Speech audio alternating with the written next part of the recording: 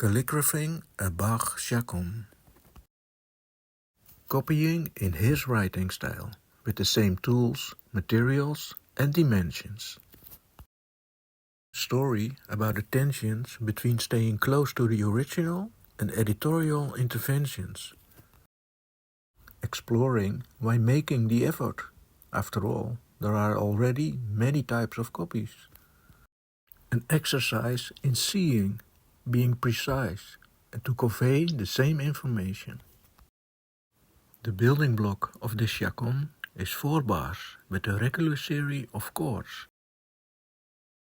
The chaconne for violin solo covers 4 1/4 folia. The 4-bar unit begins 64 times in different guises. Some successive variants are alike and form episodes, as in the first 24 bars where the solemn rhythm of a French overture reigns. A rhythm designed for Louis XIV to make a grand entrance, and to whom Bach owned his wig.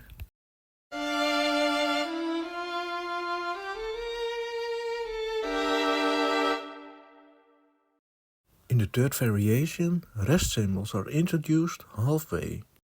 They could have been functional earlier, for example to point out this difference in duration. Pretty creativity blossoms when he corrects a faulty 8th rest. It is notable that the size of rest symbols varies. In many passages, rest symbols are omitted, which does not cause any reading problems. Only towards the end is there an 8th rest during which all voices remain silent.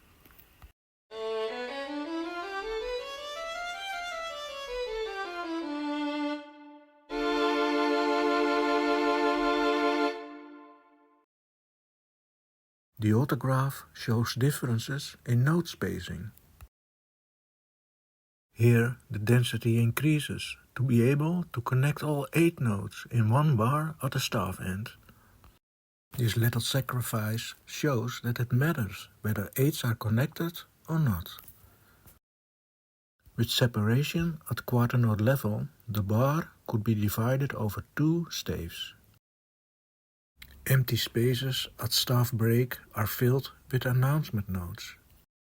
They are written only because a void stands out. Space between the staves was sometimes a bit tighter. The writing crosses each other several times. In the new calligraphy, much effort is made to avoid this. The benefits of using a sketch have been applied in various ways. Pencil was used for positioning note heads.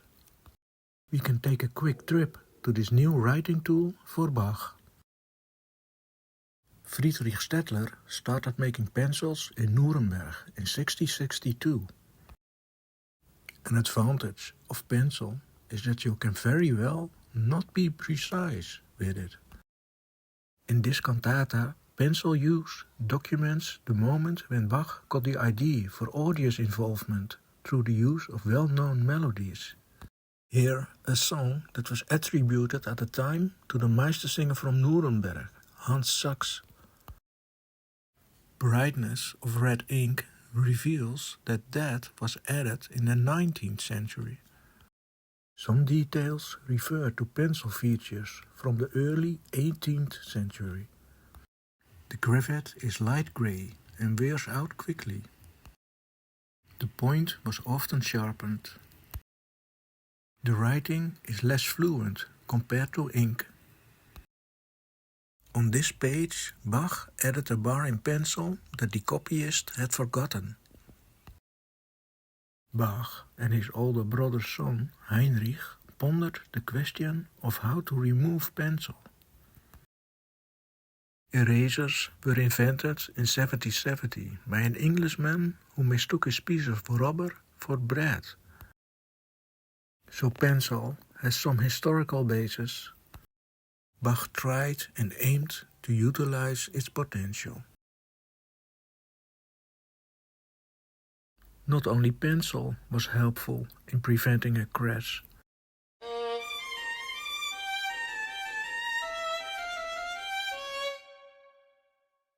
Every millimeter matters, and careful planning ensures exactly the space needed. A digital sketch has been made for the layout choices. The size of the autograph for the page, the note heads, the average note spacing, the length and width of the staff, and the staves per page are taken into account. Bars are complete at staff endings. Page transitions coincide with episode changes.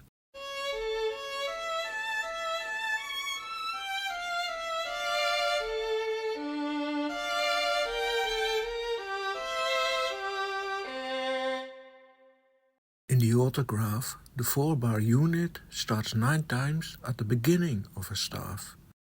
New layout, this has been upgraded to 34 times. This serves architecture and comprehension as a smooth and clear guideline. Bach lowered the treble clef in some passages because the space between staves was tight. Rather than being forgotten, Bach scores were copied in large quantities in the late 18th century. You may wonder whether it is in Bach's spirit to adopt the staggered clef if there is enough space. In this violin concerto, he calligraphed high notes without adjustments. Spacing between staves is random in the autograph. A planned variation was refined using the digital sketch. The rostrum lines are quite thin. The extra staff lines are heavier. Beautiful and pleasant for readability. As an experiment, dark brown ink was chosen for the new copy to distinguish them from the regular staff lines. This is probably a one-time experiment. 2 episodes invite the musician to participate as composer. Both bear the instruction arpeggio. In the first case, an example has been calligraphed for 1 quarter note beat. Initially, there are 3 notes per beat to break. Compositional questions arise when 4 notes have to be played. The second episode doesn't give an example of how to break the voices.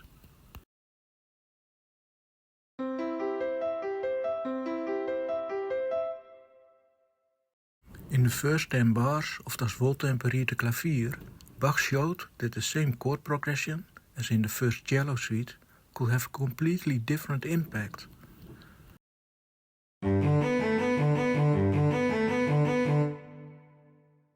The notation also differs. In both measures, 1 note is played at a time. But in the keyboard part, polyphony is written down explicitly. Style brisé, the broken style, has its origins in 16th century lute music. Long melodic lines are more suggested than actually sounded. Complex vocal music was translated in 1 instrumental part. This Allemande by Bach is a fine example of 1-voice polyphony.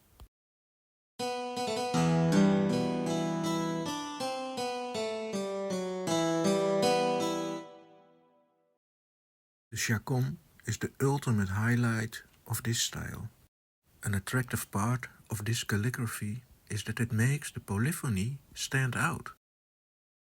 18th century copies faithfully duplicate this notation. Gottfried Berger, the copyist, sought work as a calligrapher in vain. Bach counted him as one of those who achieve nothing in music. A virtuoso musician was expected to be able and enjoy to fill in passages in an inventive manner. But Bach was also very clear when a student had difficulty coming up with ideas. Stop composing. In the 19th century, outstanding composers like Schumann and Mendelssohn took the invitation. Non-Baroque style elements predominate in Busoni's arrangement. The arpeggio is written out in many 19th century scores. Common ground can be distilled from this. Continuous performance practice also functions as a memory and information carrier. For the 4-part passages, a simple setting without acceleration was chosen. A calligraphed reconstruction with some historical basis. Bach penned from memory. A bass note was corrected during writing. Ink has been dabbed. He took pains to keep it tidy without ink smudges. In the new calligraphy, an incorrect note was corrected by pasting thin paper over it. A technique that Bach also sometimes used. His handling with paper shows nice creativity. Bach was an amazing paper artist, and quite a few cantata scores show folding constructions to fall in love with. Unlike modern rules, the accidental signs apply to only one note. But this has not been used consistently. It doesn't feel right to change this, so it stayed that way. Voices are independent and stems are not shared. Some configurations look graphically weak. Merging under the same beam feels like a failure, even though it is a solution that Bach himself also chooses in special situations. The belittled D tells me, I don't want this. The issue plays a prominent role when 3 voices revolve closely around each other. An alternative calligraphy was worked out to avoid sharing beams and stems, a major intervention in copy activity. Thin ice, an editor should preferably be invisible, and the solution should be so simple that acceptance is immediate. Being inventive can conceptually be more authentic than mindless Xerox copying. At the closing bars, Bach traces a few lines again for perfection. After this long journey, I still stumble over a point. What does this basic, simple symbol mean?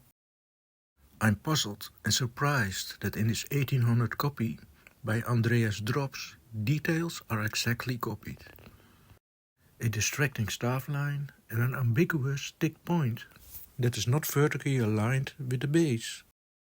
Leberecht Gottschalk made a copy of the autograph when the ink was barely dry. I understand the sensible interpretation of the 1958 Neue Bach-Ausgabe. Is it the same, improved, missing a point? When checking the new calligraphy, quite a few missed points turn up. Before starting all over again, a summary of the good and bads may be informative.